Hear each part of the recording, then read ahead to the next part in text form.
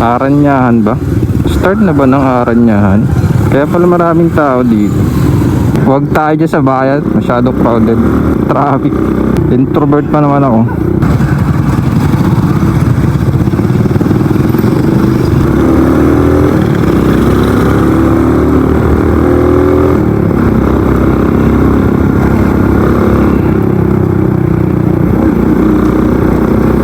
Una dito tayo sa kaliwa eh. Dito naman tayo sa kanan. Papunta tong Maynila. Dahil hindi pa tayo masyado makalayo. Busy pa, may trabaho. Soon magpipeninsula tayo. Medyo mahamog-hamog kasi umulan kanina nga. Ganito lang naman dadaanan nyo dito sa bypass ng Gumakaw. Maganda namang kalsada talaga eh. Tumatarik nga lang. Tapos makakita ka pa ng mga ganyan tanawin. View mo sa Maynila, tapos view mo sa probinsya. Dang, solid. Ganda.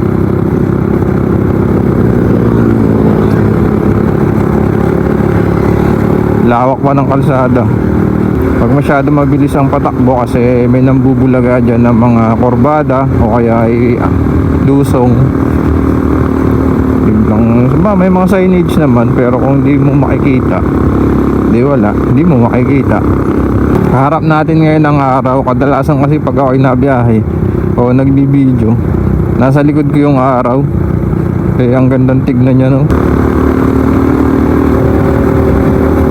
Sarap pa dumaan dito, hindi mainit kasi mapuno yung kapaligiran, presko yung hangin.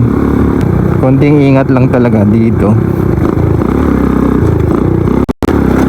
Diba na? Slow down na lang dito pag nandito na kayo. Yan, meron namang warning sign. Pero nasa tuktok na tayo ng bundok. Palang hamog. Kikita yung dagat, sayang. Nababalutan ng hamog ang kabundukan. Yan, dito. Daming nakain. Ganda ng view dito, guys. Kaso hindi kita. Taklob ng hamog. Ayun.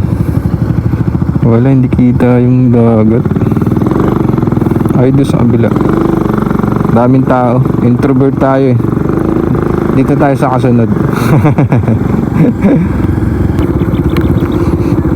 Kita nyo ba yan, guys? Etong bypass ng Gumaka. Yung mga bundok oh.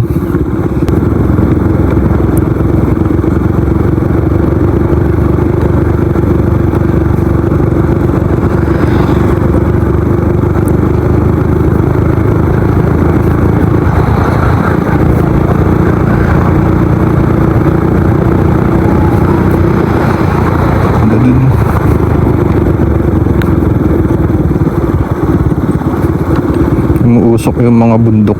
Aahunin natin ito mamaya. Tignan natin.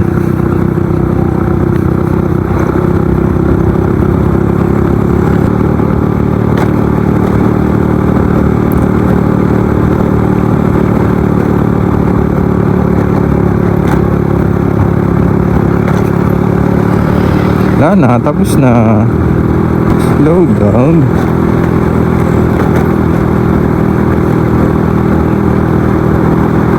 Grabe nga pala ang lusong dito, no?